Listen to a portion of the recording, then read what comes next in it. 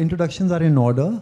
We have an excellent panel here for the subject. As you know, SafetyNiti has focused on analysis of the occupational safety and health policies of the top 10 brands for the supply chain. And in India today, there is no better instrument for that, monitoring that, than BRSR, Business Responsibility and Sustainability Report, which has to be filled by the top 1,000 companies, listed companies in the country, and submitted to SEBI. So it's a great progress, and a lot of that credit goes to Garima ji. Nahi, she'll say modestly. But Garima ji is a professor at Indian Institute of Corporate Affairs, which is part of Ministry of Corporate Affairs. And we have been talking for several years now. I'll come back to Garima ji for that. We have Deepika Rao here. Deepika Rao runs an organization called Cividep in Bangalore. And Cividep is another excellent organization which has been doing a very similar piece of work in garment sector. So trying to improve working conditions in the garment sector for workers. Of course, there are lots of women that work in that sector. So there's great insights Deepika has. So thank you, Deepika. Thank you, Garimaji. And you already know Saroja. Online, with lots of technical difficulties, in due course, at some stage, we will get Sonvi Khanna, who will introduce. And when she joins, we'll start. Sonvi Khanna is part of an organization called Dasra. Dasra is a large social enterprise based in Bombay. And they have an initiative called SOCO, Social Compact. Social Compact is an initiative started by some of the large business people in the country, Forbes Marshall, Thermax, Anu Aga, and Rati Forbes, and people like that, Godrej, one of the Tata subsidiaries. These people got really impacted personally by what happened during COVID. And finally, the workers walked into their living rooms and they decided to do something about it. And they started this initiative called Social Compact. So Sonvi comes with a lot of experience of what earth-shattering. She comes with a lot of experience of what business is actually doing and feels and does and is not able to do. So she'll come from that experience there, right? So four of us will have a chat for 20-25 minutes, open for Q&A for 10-15 minutes, and then we will break for lunch. And I hope you can all stay back for lunch. We have paid for it, so please don't let our money go waste.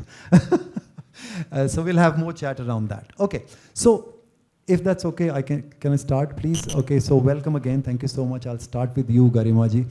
Just for people who may not be as aware of National Guidelines for Responsible Business Conduct and BRSR and what it entails and why the government needed to change from National Voluntary Guidelines to NGRBC and BRR to BRSR. Bit of a context and what is its importance in the country? By the way, Sonvi has joined. You can see her on screen. Sonvi, welcome. I have already given a very glowing introduction of yours. So we'll get you in the call when you are ready and when the tech is working, which apparently is not. Okay, Garimaji. Thank you very much. Very good afternoon to all of you. It's a pleasure to be here and listen the real harsh stories as well as the research findings. Let me just briefly answer the question that you posed. One is that what is NGRBC, right? So I'll begin from the most advanced and then we'll say why there was a need. And also we'll try to cover a few of the points that I was listening, which was raised by the people here. So NGRBC is basically a national guidelines on responsible business conduct, wherein so these are guidelines, the definition itself says these are guidelines, but it is applicable irrespective of size, nature, industry. So these are very generic ones, right? It doesn't take care of a specific sector. That's the first part. Second is these guidelines are endorsed by our Honorable Prime Minister and the former FM as well, which means that there is a sincere appeal to the businesses to follow these guidelines. Now these are the disclosures. There are 9 principles. Primarily for today's sake of discussion, the principle 3 and principle 5 is what is relevant, which says about employee well-being and business and human rights. So these are the disclosures. Based on these guidelines, the SEBI has made mandatory, which was the research was shown, BRSR, Business Responsibility and Sustainable Reporting, which is mandated to the top 1,000 listed companies. There's a lot of research is happening in SEBI about how to make it more accurate and authentic. There are now requirement of assurance, assessments. So it's not something like if I have a business, I disclose whatever I feel like disclosing. So there are some third-party assurances also coming into the picture. Then, so that's the first thing. Now, why there was a need to change? The earlier in 2011, we had national voluntary guidelines, which was again on, economic, environmental and financial responsibilities. So the government always understand that business of business is business. So profit maximization is important, but there are certain other responsibilities of the business. And there are think tanks and the scholars, researchers who are trying to prove for everything there is a business case. So that's very like a research. And as you have rightly said, for safety, so I'll come to it little later. But just to mention, so these from NVGs to NGRBC, why? What was the need? What is the updation? Did we add any other principle? No. There's only some additions, not like edit, not something we have added another principle. But from IICA, from the previous regime of NVG, from where the BRR came, SEBI made mandatory BRR initially to 500 companies, then to 1,000 companies. What was the need? First is, as you people were saying, there were a lot of English written, good English, that we firmly believe in that, So your belief doesn't solve any purpose unless until it is implemented, some actions have been taken. So there was a need felt to come up with more quantitative disclosures, which can also help institutes and the consultancies and all to do a comparative study and create some benchmarking of the best practices. Because businesses are also struggling to understand that what is the best. So just to give you an example, somebody saying we have to reduce our GHG emission. And one business has simply asked me, what is the best to reduce in India? And I had no answer. What is the best? I mean, it's very your own, what kind of sector you are, industry, what are the emissions, your dependencies and all those things. So there is no one single jacket formula of that this is where I want to go. You have to keep aspiring further. Similarly, in NGRBC, we have essential indicators and leadership indicators, which means essential is bare minimum. You should take care of these things, and then you should aspire for more.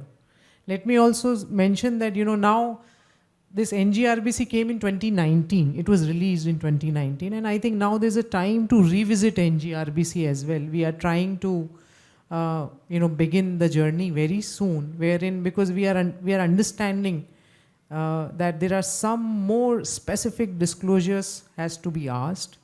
And secondly, we all understand the unique challenges of each sector, right? So as you are here, so just to mention that we are doing a work, we are about to finish on ready-made garment sector. There are very different challenges about, how to take care of peace-based workers and all that. And now with Safe in India Foundation, we are proud to say that we have begun the automobile sector. These challenges are very, very unique. Right? So the intent is that this kind of sector-specific study and the analysis of BRSR that was presented is going to help in when we update NGRBC further. Some people say, this is for listed companies, so why, it's just recommendatory, do it or don't do it. And then question comes the business case. Now there's again a lot of research, and mostly Western countries where they have linked that there is a strong business case. But as you've rightly said, the harsh fact in our country is very, very, very different and unique. But we need to address them. So what we are trying to do is that, we are trying to come up with a more like a best practices by way of some recognition or by way of publication of their case study. So that's what, people know. And with the growing importance of ESG, I would say that there is some kind of a change in the leadership. Like because this everything starts from top. I mean, in between, if people like, I agree that, okay, this has to be done, that doesn't solve the purpose unless it is agreed by, the Secretary of Ministry of Corporate Affairs, just to give you an example. So the entire NGRBC puts a focus on the governance structure, which means board has to ensure that. And when we bring the board into this picture, then there is a business case, because then, they have to disclose, they have to also see what their peer industries are doing. So this kind of, 8, 9 companies, when we analyze through you have done the analysis, that also helps in putting pressure on the other companies. So that is where we are saying that's the one of the business case. And in today's world, when we are not just focusing on compliance in letter, ठीक है, ये बोलने में मतलब थोड़ा सा easy है. When we do, I was just thinking, my thoughts and the hard reality of what is the cost of life and how much my finger cost, and that I had no answer to that. And I was just wondering, and I thought maybe I don't know what I will speak here, because that's the fact. But the point is that we are trying to make an impact to the board of the directors to understand that for long-term sustainability of the business, vis-a-vis getting more investment, vis-a-vis getting the trust of the community, will definitely impact your production, will definitely impact your profits. And I'll stop here. I'm open for more interaction. Thank you so much. You've given me an opening about garment sector, so I'll come to Deepika.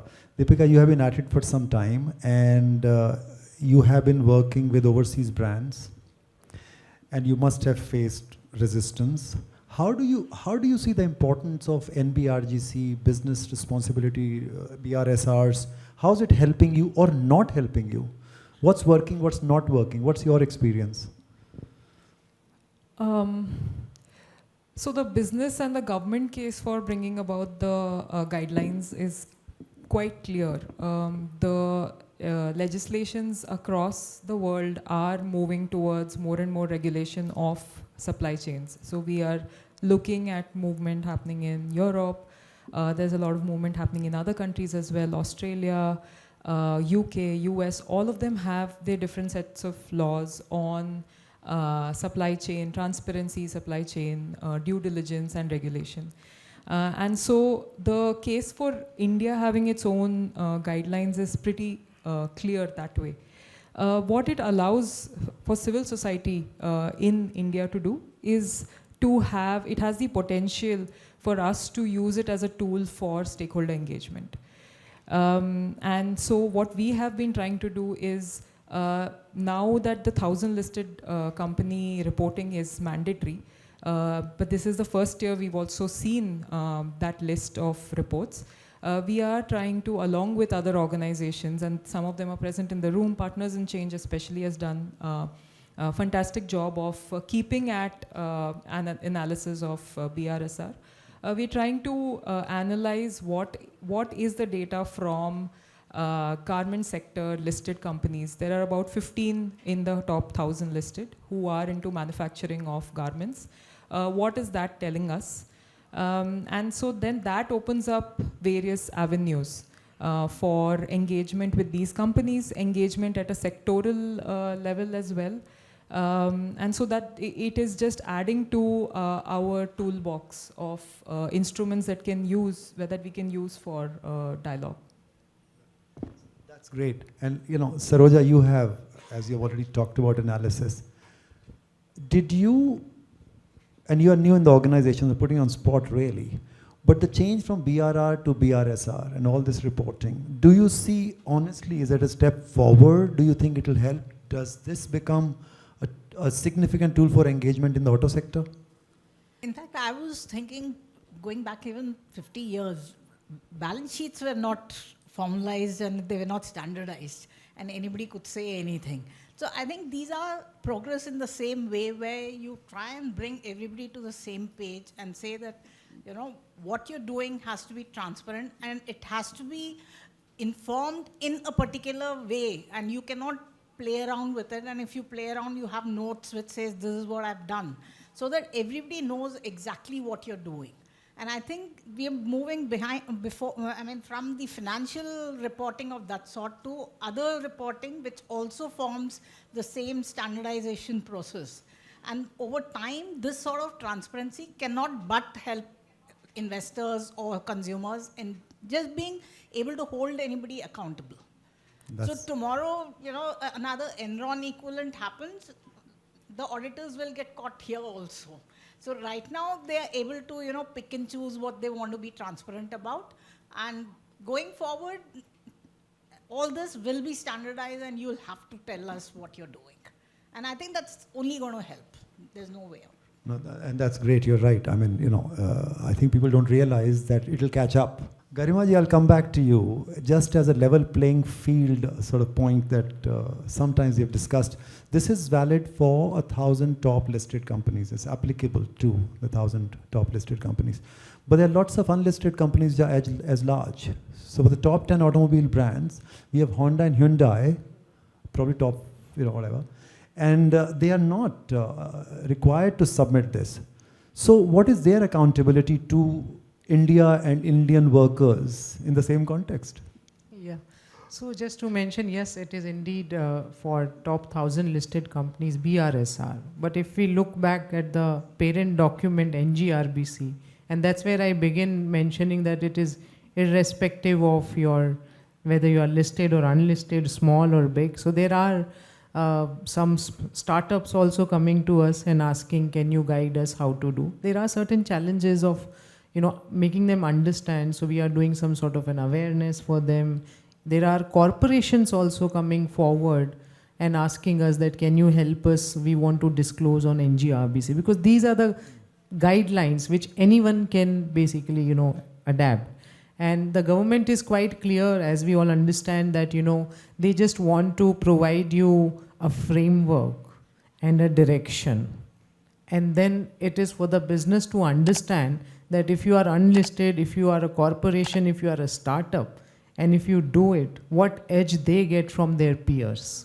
So that's where they are. I always say that they are the trend setters in that line, because with this, focus of ease of doing business and all that, government will not come up with more such mandatory regulations. But one company, they told me that after 5 years they will go for listing, but they want to comply with it from this year itself. So that is where we are trying to help them. We provide them the required awareness, consultancy, make them understand how to disclose. That's more in terms of, as I mentioned, to some way acknowledge and reward them for coming forward without being mandated. Yeah. And this is a great point of reward and punishment. Deepika, I'll come to you. Garment sector, right? We in Safe in India haven't gone overseas with our advocacy at all. We have stayed away from going overseas, and now we are thinking going to investors, etc., right? So we haven't worked on that overseas angle yet by design, but you have been doing some of that. Can you talk a little bit about your experience of, how do global brands, American, European, Japanese brands, how do they influence the supply chain here? What happens actually on the ground? Something for our auto sector listeners today to hear and understand and maybe learn from. And what's good about it and what is not good about it? You are right. The advocacy in the garment sector has been it has a longer history. And so we see that now we are able to, it's not a question. It is kind of given that that a large part of the violations that are taking place on the shop floor can be easily connected to the practices of foreign multinational corporations. And something of that is built into, especially when we see fast fashion. So fast fashion especially has this component where the time given for production of the shipment is very, very tight. And even the per piece rates are really negotiated very hard and pushed low. And just these two components, and there are a number of them, we've tracked some 7 indicators of linking contracting or purchasing practices of brands to actually workplace rights violations on the shop floor. Just if we look at these two, that itself will give us a fair idea of how unplanned and extremely seasonal buying of fashion products can lead to hiring of many informal workers at a stretch, and then laying off, or asking them to sit back at home, and then getting them to compensate for the time that they were given off by working overtime during the high peak season. So we see this sort of lot of peaks and troughs in how the informality then plays out in the shop floor. So it's very important to make these connections to the final company, which is actually marketing and selling the products. And that has allowed us to sort of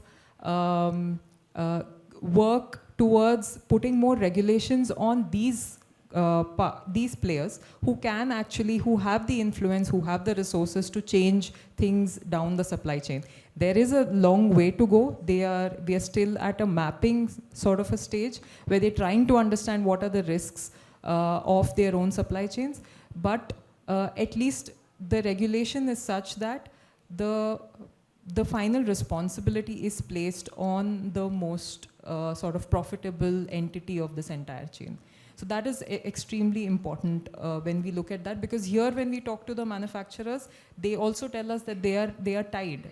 They are subject to a lot of predatory practices on one hand, and that they are also subject to a lot of pressure from the labor, civil society as well as trade union side.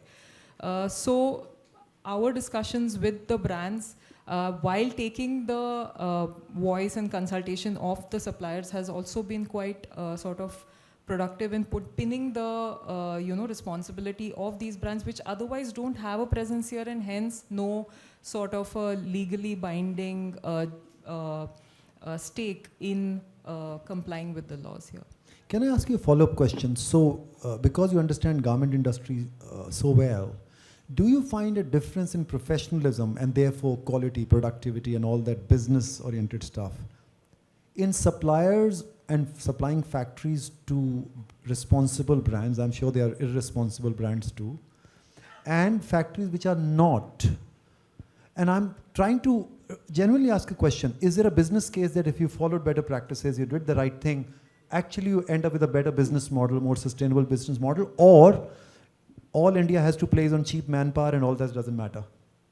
Some of the analysis that we've done on what we saw in BRSR. In the listed companies that we studied, in some of them we saw that there was an attrition rate of almost 100%. So it is that 100% of their workers are actually changing over the year.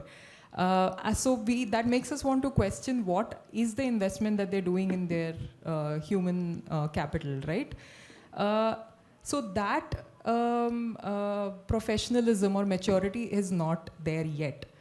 Because the garment industry also has solely relied on piecemeal sort of understanding, like for example, social audits. So there is a piecemeal understanding of whether fire safety requirements are met, building safety requirements are met, very obvious, visible, tangible things that to some extent social audits take care of. Now when we juxtapose that data with and that is not even public, the social audits is not public data. Now that you juxtapose with the NGRBC BRSR data, and then we are able to see certain, correlations that actually what comes out in the social audit and what is being reported publicly, whether that matches with the self-reporting. So there is some possibility of a triangulation of data. But otherwise, in general, even in the garment industry, we see there is a lot of reluctance to actually invest in people. The industry itself is such that you can very easily train workers to take on a tailor's job, and then so there is this high level of attrition, and then the industry also struggles to compete actually.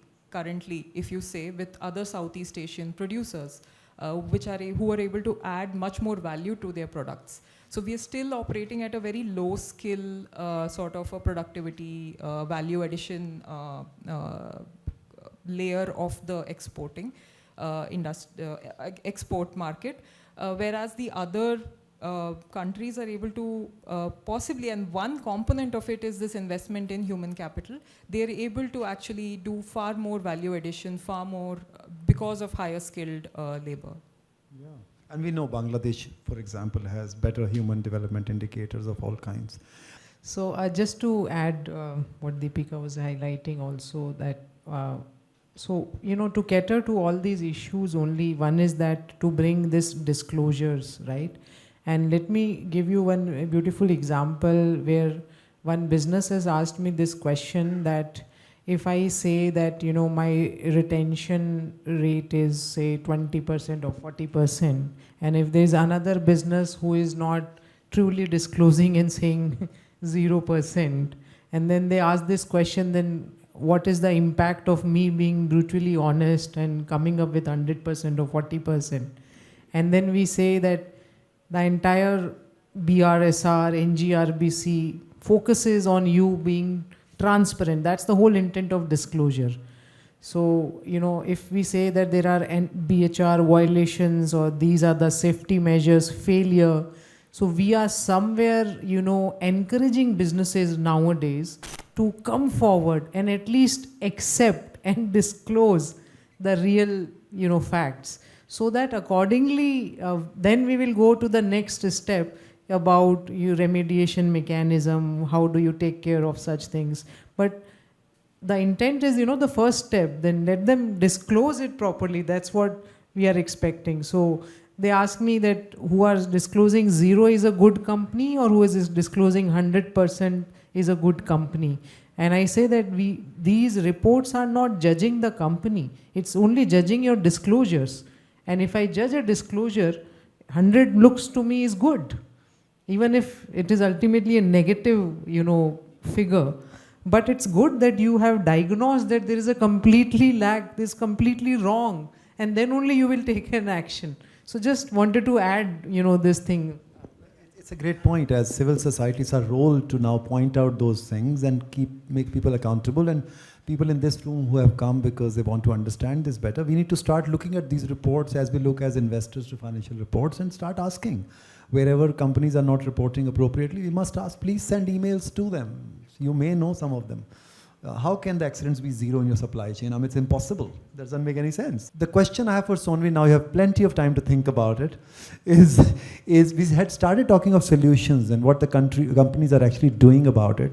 And as SOCO, you are actually involved with businesses, going in their factories and helping them actually improve these things. And the 2 questions I have for you is, why are the business people that you are dealing with have a better intent to actually make a change? Is it only hard, or is there some mind in it too, right? Second, what exactly then goes on? What do you actually do, and what do they actually do, and what's happening as a result? I think I'll just come in from your question and maybe even take off from what the previous speakers have said. It does boil down to intent.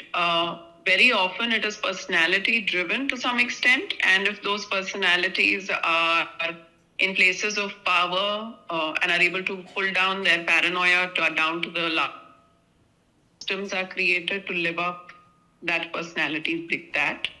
And so yes, it is a softer element that leads to greater attention to areas which otherwise don't have to be reported anywhere.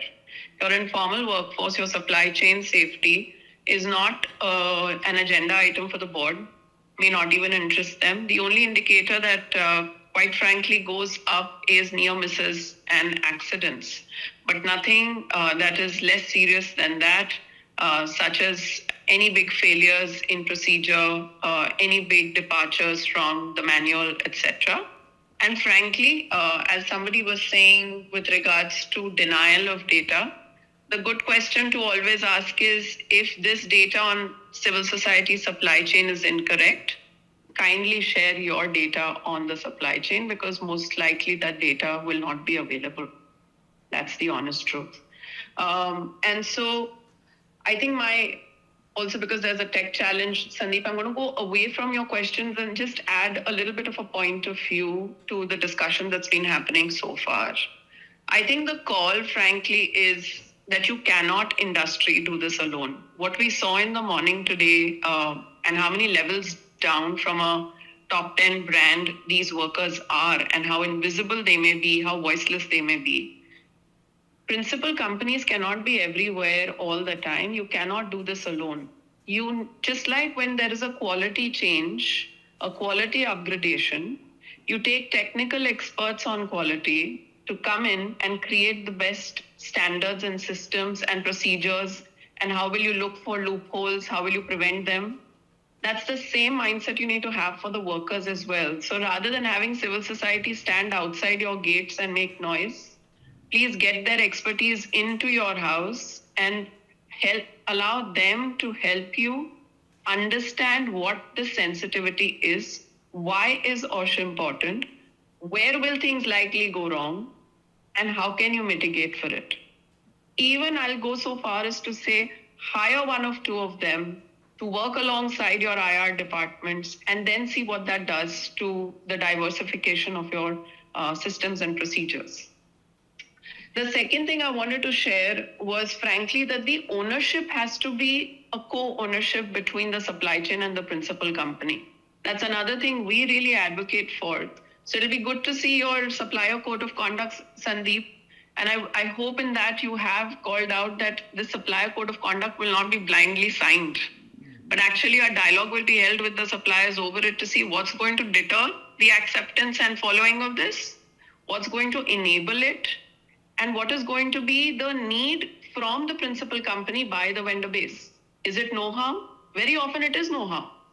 A 50 people company doesn't have an HR department. It frankly does not. Maybe it has one person doing some kind of filings, right? So who's that technical expert who's telling them ESIC kaise karna hai? Ye wala test kaise karna hai? What is the repercussion of not doing this? You need to know where the buck is going to stop rather than just handing off a supplier code of conduct and saying, bol diya hai, kar dena.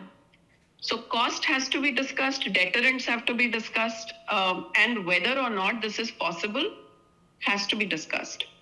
Something that we saw happening well in one of our companies was they got 60 suppliers into the room and said, you come in and sensitize them.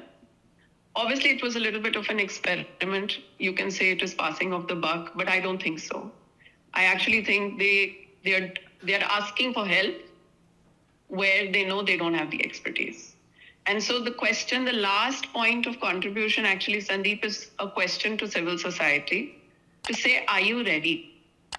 If industry was to invite you as a co-solutioner, a co-thinker, are you ready to provide the state-of-art advice or put on your thinking hats, sit in those IR meetings and see how this difficult vendor is going to be moved from poor intentionality to better systems or better vigilance, right?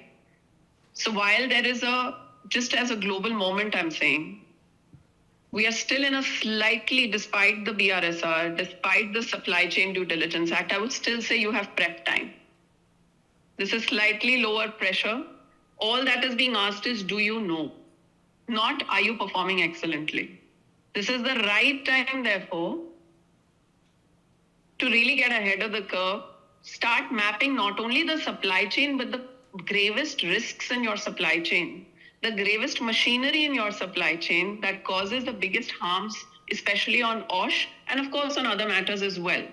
And for there to be a report, less, to be honest, and for disclosure, I think more for study, investigation, and improvement. There is no concept of improving worker-related systems. No concept of studying worker-related systems. And if we feel we can't do it, I'd just like to take our attention to 20 years back on the white-collared workforce. Today, there is a solutioning industry trying to improve intelligence on them, on how they behave, how their capacities will play out, how their capabilities can be enhanced, all the way to what are their needs, their mental health needs, their engagement needs. where is that industry for solutioning for the blue-collared workforce? It is not just OSH. Many other aspects will come out on what the companies need support on. So it's a dual call to industry to pay attention and open your doors to an expertise that you do not have in-house. And to civil society to get prepared for providing, undoing, unlearning a little bit of the way we engage with industry and getting ready to provide a co-solutioning role and a co-solutioning support. I'll stop there, Sandeep. Thank you, Sonvi. Stay online. I'll ask one follow-up question and then open to audience for a bit of question and answers. We have talked sometimes only about the international change in regulations, EU, Japan, right? What has been your engagement with them, if at all, or what you think is coming our way, which the Indian industry needs to be ready for or not? Would it just be paperwork, or would there be real stuff? So, you know, what would you say to the automobile sector? Okay, what do they need to be ready for in terms of them being accountable to these new laws and regulations? Two things I think that you must know, and I don't know who's in the room right now, but I'm speaking to industry. One, that you do need to, you can no longer say my next guy, who I know is my tier 1 supplier, is my only supply chain. That's not an acceptable answer. Am I audible still, Sandy? Yes. Yeah. Okay. So you need to know your supply chain all the way. You need to know what are the key risks all the way, and which are the most frequently repeated risks and the gravest risks in the supply chain. This is not only true for OSH, it's true for all human rights and labor rights related risks that you may see in the supply chain. So that's a big change, because so far you could just show your tier 1 suppliers reports and say, we are clean. The second thing is that the global supply chain, especially the German supply chain due diligence act, has opened up an international grievance redressal mechanism where your worker can actually file a complaint there and say, I work in your supply chain down at the 8th tier, and my grievance has not been heard here. Please support. Now the challenge there is, who? Does civil society have that mapping of the supply chain? Does the company have a mapping of the supply chain? None of us have a mapping of the supply chain. So that's the interesting gap here. Who will win this in court, right? That you were actually a supplier of the company. And here is where I think a little bit of, at least from what I heard today, the engagement of last mile workers as a crucial knowledge partner, I think is critical. They really know what's happening inside. Whose work are they doing? What's happening? Who's the supplier? Who's the vendor? They know all of that. So that's why more so, given this change in the global laws, what is to come, the level of answerability and visibility, first of all, that India will be sought. I don't think we are ready to be able to provide that right now, all stakeholders put together. And it's interesting that the BRSR asks for similar questions for more than your employees in the BRSR latest report. But right now, I don't think, I would beg to differ that it has teeth. It's a great ask, but it would really help to see over the next 5 years who's asking questions basis that and what is their influence in changing the norm, right? But I think to be ready for knowing your supply chain, for knowing the risks in your supply chain, and I hope for addressing those risks, because you're going to be asked for how you're mitigating those, I think you need more than pure play industry to make this happen. Thank you, Soni. Stay online. I'll open the questions now to the floor. Please, anybody, questions for anybody? Thank you. A very quick one. A lot of education for me here, but a quick question that comes to my mind is, ESG has social and governance. We talked about human rights, etc. Is there an element of modern slavery embedded somewhere here when you close your eyes and say that I'm not aware of my supply chain, I don't care, etc., whether it is garment or auto is there an element of modern slavery buried here? In Tamil, there is a saying which says, close your eyes and you think the whole world is dark. It's not so. The whole world's eyes is open. So how do we tag it all together and bring about this, open the eyes of people who close their eyes? So leaving it on the table there. It is part of that NGRBC principles, forced labor, bonded labor, that is there. But again, I had lot of interaction earlier with, I think, IJM, International Justice Mission, and they highlighted that there has to be more specific questions which is missing. So that's where there's always a scope of improvement, but yeah, we do have under S pillar of ESG. I think we've not analyzed that part of the NGRBC for the garment supply chain, but what we have analyzed, and that gives us a bit of a concern there, is the component on freedom of association. NGRBC asks for how many recognized unions are there, do you have a policy on freedom of association? And companies report either a yes or a no, whether they have a policy or if they have any recognized unions. But there is a difference. In recognition and registration. Law does not require recognition, but it requires some engagement with registered unions. So there are some sort of granularity that is needed in the freedom of association part, which will make it easier for us to address forced labor. Similar for access to remedy. Access to remedy just says how many complaints received and how many complaints disposed of. It does not go more detailed into that. So some of these problems need to be sort of addressed in the current BRSR format, so that it's more useful for analysis, for even regulators to bring about policy recommendations based on the analysis.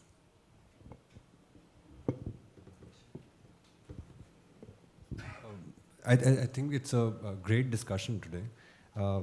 One of the things I wanted to know from the panel, and especially triggered by what Sonvi was saying, is that one of the things that I could gauge from the discussion in this amongst the civil society today is that on the notion of brand bargaining, but going back to the classic tripartite model, wherein I feel that. So for example, taking the case of Rewari only, where the civil society and the brand can sort of come together. In the floor where the blast had happened, mostly the operation that was sort of in question was the buffing and the felting. But there's also the shot blasting process that was happening on the same floor. And because we were also looking at it, we realized that one of the things that is used in the shot blasting are iron balls. And according to a lot of brand sort of standard operating procedures, zinc balls have been now mandated, at least in the tier 1 sort of supply chains. Now, I think civil societies and the industries, when they are standing at loggerheads, especially with regards to change and transitions in technological sort of constraints and whatnot, mostly the question becomes when new technology comes, it would lead to job losses and whatnot. But wherein, so for example, these minute sort of changes that may just occur, would require some lobbying or advocacy towards the government, wherein I think a certain, this kind of analysis can be, I feel, done with regard to some of the processes that are involved in these. I think we would, and especially I think with the garment supply chain also, because in garment, I don't think there's any technology which can come which will not just lead to some sort of job losses and whatnot. But at least in the automotive industry, which is a very vast sort of tierized industry, I think these kind of analysis might just be crucial moving forth. Yeah, it's a great point. Sorry, can you introduce yourself? I'm Yugank. I'm working for SLD, Society SLD. for Labor and Development. Yeah, of course. Yeah, of course. Yeah. Does anybody want to respond to that? I mean, I agree. We see 65% of accidents of the kinds that we follow up, crushed injuries, happen on power presses. On power presses, we have a fair idea of what needs to be done. And the brands have much more of an idea. And we have discussed those things. The answers are not very difficult. It's about implementation. Machines, for example, even the new machines that are being sold, although Gajendraji said they come with sensors, the reality is that the best of power press manufacturers in the country are selling their machines with safety features as optional. And those are mandatory as per factory's law. Now, if the business model and the government allows it to be sold as optional, and people then choose not to implement them, you know, I don't know where the buck stops, right? And we are making argument like stop the Chinese imports, and I say it somewhat casually almost, right? Because cheaper machines are coming from there without sensors. So, but it's on the ground. If industrial safety and health inspectors are not checking those machines, right, and the industry is not putting those sensors on, our point of view is the brands need to go and check and make sure. In fact, Maruti told us that they have nationally checked their power presses in tier 1s and tier 2s. So maybe some of the reduction is happening because of Maruti's initiative. We don't know, right? I wish they reported those kind of things in BRSR. But there's a possibility of action exactly as you're saying, and we need to do more of that. You're right. Ravi sir, you raised your hand. I was just saying that this session has been very, very intense and very deep. But actually, the underlying model that we've been discussing is one which largely takes the government out of the equation. You know, instead of positing it as a tripartite kind of model, what we are saying is that the suppliers or the buyers, whoever they are, depending on the kind of commodity chain that you're talking about, are both the regulator and the enforcer. And you don't really need to think about the third part of the equation, the government coming in between the two sides, you know, as a regulator or as an implementer. Now, there are limitations. Actually, I've looked at the garment industry very carefully, the way it is structured, if, for example, in India, in different parts of the country. And there are, I mean, we have made a lot of progress in making buyers and consumers aware of different kinds of issues and so on. But still there are limitations in this model. You know, and I think it would be good if we can have a response from the panel in what is there an added value in bringing the government or the state into the picture, because the way we've been discussing it is abstracting from the role of the state. It's a great point. I'll let the panelists respond to that. So that's correct, that the history of the work that has happened in the garment sector, but there are still so many issues there. Where we see tools like NGRBC and the BRSR come in is that at least it puts in the first step in place, that the requirement of a certain basic level of transparency regarding non-financial disclosures, so that we can have some analysis and some sector-wide insights and hence some policy recommendations based on that. Otherwise, whenever we engage with the industry, companies tell us we are quite keen to change, but we cannot do it by ourselves. It is very difficult to either start paying better wages or start having more responsible practices unless the others also do it along with us. So, I mean, this is also one way where we see that there can be some sort of a leveling of the playing field. So that is where I feel that if the tool lends itself to better analysis, by research institutions, academics, and the civil society, it will also allow for greater insights as to how to level this playing field, so that there is a movement across sector towards better practices. That, you know, a lot of such things, as Sonvi also mentioned, that requires a collaboration and a dialogue with the relevant stakeholders, and it doesn't matter who are they. You know, so engagement for the stakeholders, talking to them, getting their feedback, and more of a collaboration for continuous improvement, like, you know, developing some sort of a common standards, you know, for safety and rights and all that. So these things can actually help to, you know, cater to all these challenges. And as I don't remember, but as someone has said that, you know, you can only dream alone, but you cannot do alone. So that requires a lot of the government and like civil societies, like Partners in Change is sitting there. We are doing with them a lot of work. CVDEP, Dasra, Safe in India, we all started working, you know, taking this entire momentum further. For RMG also will certainly, you know, take their expert input. So the thing is that the state government as well as the other stakeholders has to collaborate and cater to such issues. I'd like to add that the government actually has a bigger role to play in the inspection and monitoring kind of position that is required. And that is something that they're moving back from because of this whole ease of business thing. And I think these documents, along with, you know, the operations that they need to monitor, if they do a better job, that itself would also, you know, put pressure on the whole system to clean up quite a bit. And for just, you know, the ESIC inspections or the operational inspections, labor inspections, they've all been coming down. And, you know, the kind of disclosures that are being made, are they actually cross-checking those against the actual numbers? They're not collecting accident data. So if someone says that, you know, this is the total number of accidents, and the government itself doesn't have, you know, data on the real accident numbers, they don't have the incentive to take any action because they think the problem is just 1/10 of what it is or 1/100th what it is. So the role of government, I think, comes in actually setting their own systems also in order so that the rest of it kind of fits in with all of it. Sonvi, I'm going to ask you the same question. I think you heard that, right? Clearly, the question that came on the floor? Yeah, okay, good. I'll just ask you with this connected statement. You have been working with the industry quite closely. You have also learned from that and I think tried influencing the government in some way. Would you be able to talk about it, or it's early days and it's still to be seen? I would just say no comments.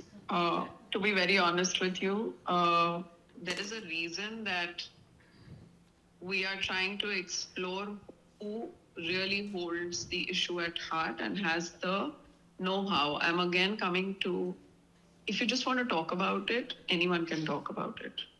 If you need expertise to change something, please get the experts. And you need to see who is the expert and who has the intent and the will. And the intent and the will be required on all sides. The people who are in industry, the people who are on the civil society side, and the people who are in the government. We learn from our on-ground experiences. You know, Social Compact, Divya is right here. Social Compact runs worker facilitation centers as well. We learn from that experience that the access to linkages, government linkages, needs significant civil society effort and time.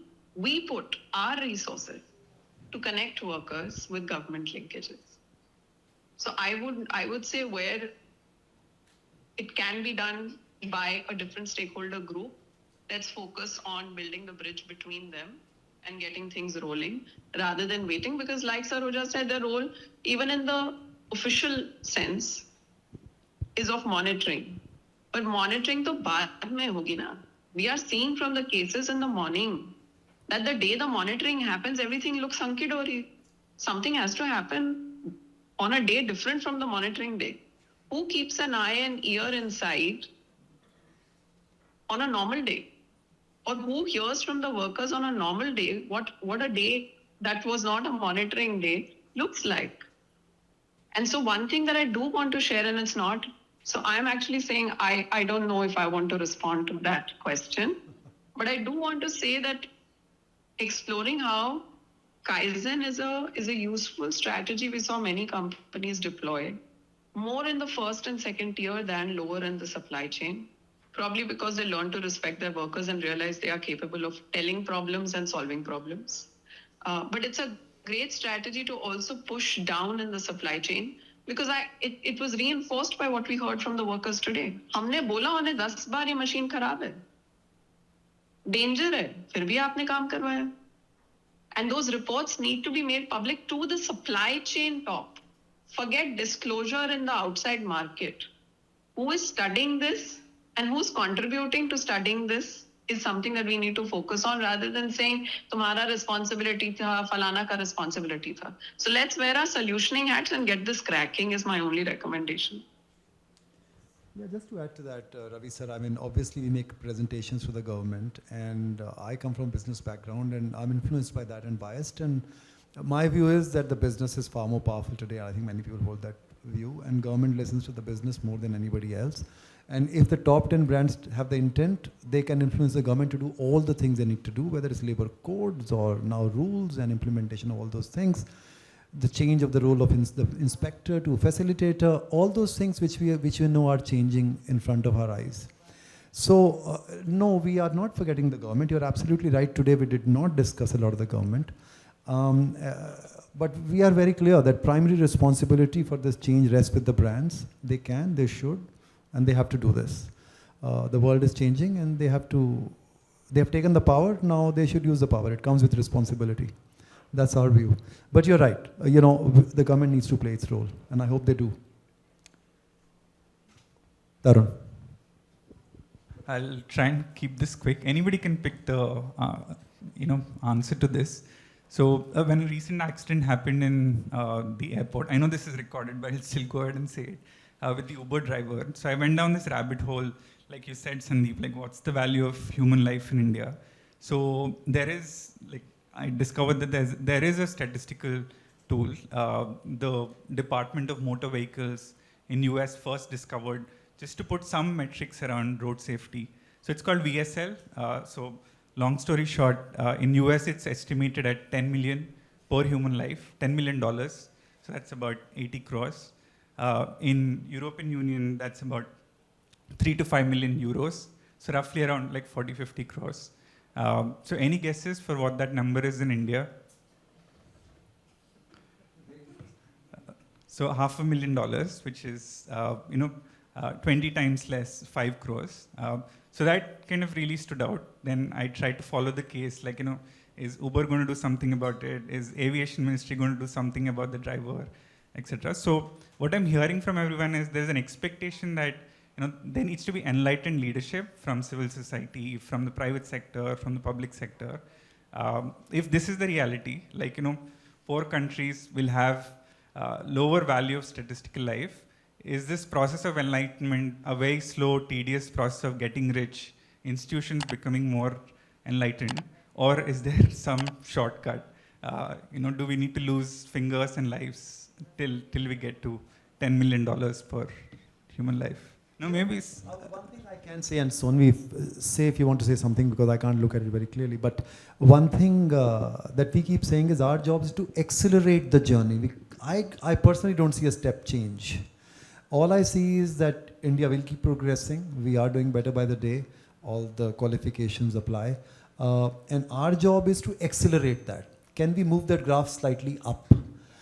That's my best hope. So, the policy changes we have seen from the top 10 brands, some of the improvements we have seen in Manesar, some of the claims that brands are making to us, if they are true, they will make a difference because there is low-hanging fruit and that can be captured. Step jump, I don't personally see anything happening in India of that sort, and I don't know if it's realistic or pessimistic. I'm an optimistic guy, but that's the best I can say. I mean, yeah, I think one thing that might be needed is that they talk to each other, right? What we find really missing is, even in the garment sector, a robust dialogue between all the stakeholders. So I think even if they just spoke to each other, this could be done faster and collaboratively and more sustainably. And that crucial piece of missing dialogue is something that I would really say in response to your question, that if they just spoke to each other, we probably have some hope of getting ahead someday. One last question and then we must stop. If there is none, that's very good news too. Okay, Gaurav, one last question. Keep it brief if you don't mind. And so my question is for Sanvi. She said that you no longer can point to your tier 1 suppliers and just say we are clean. You need to know your supply chain all the way. Is this statement based on NGRBC or foreign laws, or there is something really concrete nowadays in India which helps you to say this statement? Thank you. This is the European Supply Chain Due Diligence Act, Business and Human Rights Supply Chain Due Diligence Act, that was passed by Germany last year and has been adopted by Europe this year. If you read the fine text, you must, and again, everything boils down to intent. You can find ways of saying, okay, let me know, and then I'll pass my liability to my next guy. But you at least need to know. You need to know the risks, and you need to know whose liability it was. to mitigate that risk, and be able to provide that report to the necessary, authorities. So BAFA, which is the German body that is overlooking this law, is the body that the grievance redressal is addressed to if at all workers choose to file a case to the global supplier. Does that answer your question? In a way, yes, but nothing concrete in India as such, as of now. Nothing actually. Okay. In fact, if you asked companies, they'd say, sorry, what? And so it's not come down yet, but Maybe I would one say day. there is a lot of debate if you follow it globally. Yeah. There was a lot of debate. It was almost on the brink of not being passed, but then it got passed in Europe. So maybe we will see something coming through. And we always say this, given our work is hard, that any tailwind is a wind to be leveraged. And so, frankly, without someone asking, just for the sake of your own reputation, you should know your supply chain and mitigate risks in it.